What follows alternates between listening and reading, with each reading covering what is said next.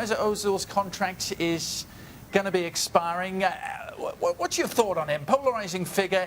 Is he going to find a better situation than the one he has now in North London? I'm not so sure. First of all, I think his preferred choice is very much to stay at Arsenal. And of course, it's down to him to make himself indispensable, or at least attractive enough to get the kind of deal that he wants. And I think Arsenal are still sort of weighing up the options. They perhaps haven't pushed quite as hard enough as he and his advisors would have liked. It's a different situation to Alexis Sanchez, who's very much made up his mind he was going to be off. Ozil still wants to stay.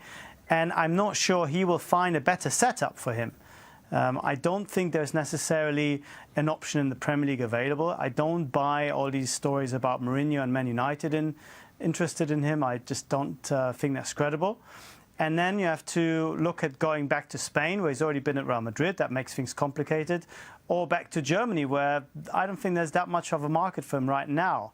So I think he wants to stay, and I think Arsenal will in the end decide that he is, even at a higher wage, still a cheap option to sign for free, effectively, than looking for a replacement. Ralph, 1 second, Adrian, sorry. Ralph, if you say Man United potentially is not credible under Mourinho for Mesut Ozil, is that purely down to the type of player Ozil is in terms of his work rate? Because if say they get Mata out and Mkhitaryan out, particularly Mkhitaryan, would there be no chance, in your opinion, of Ozil pitching up there? Because certainly in a better team, in a better structure, we'd see a better Mesut Ozil.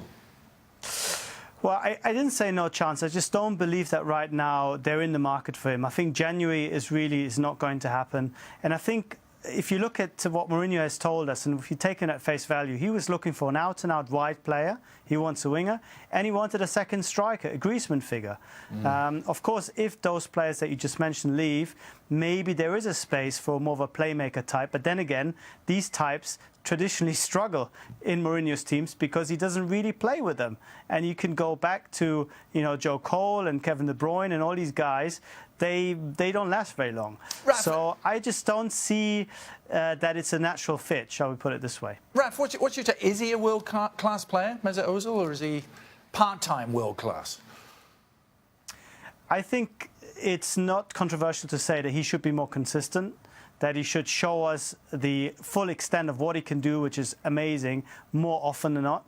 Perhaps at another club with more pressure, we'd see more of that. Perhaps Arsenal are a bit too comfortable. Perhaps he's a bit too comfortable at this kind of place. But at the same time, he plays and he still starts for one of the 2 or 3 best teams in the world in Germany. He plays in one of the best teams in the Premier League. So unless you define world-class only as Cristiano Ronaldo and Messi, he is definitely in the next tier of players who are very, very good.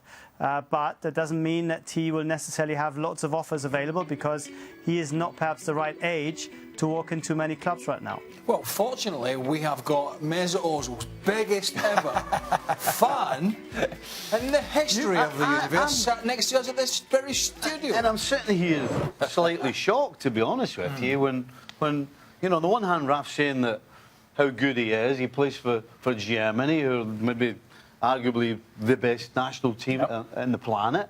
He plays for one of the top clubs, and then he turns around and says, "Well, I don't really see much of a choice for him anywhere outside outside Arsenal."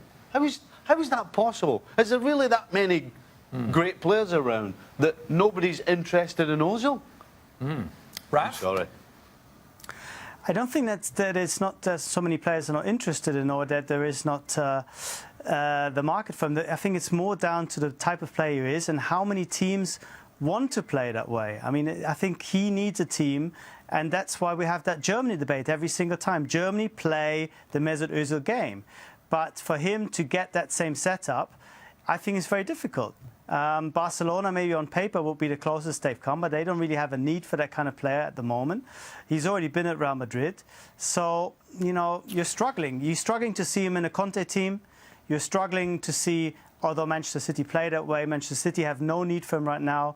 And you can go through the list of the top 10 teams or top 5 teams in the world, and I don't think there are that many options for him. What about Bayern Munich, Raf? Would they be an option?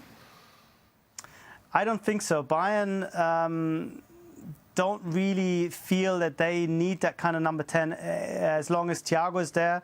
If you were to move on, then maybe there's an option. But Bayern have a different problem. Bayern have this issue, and Thomas Müller, who's a number 10 in position, or plays behind Lewandowski anyway. If he's not starting, there's a big problem. So if you've got Ozil or somebody who's playing in the hole behind the striker, then you have a constant political debate and trouble. So I don't think they want to do that. It's bad enough that they got, in inverted commas, players like Thiago and James Rodriguez there who are fighting Thomas Müller for a place. I don't think they want the headache of Mesut Ozil there as well.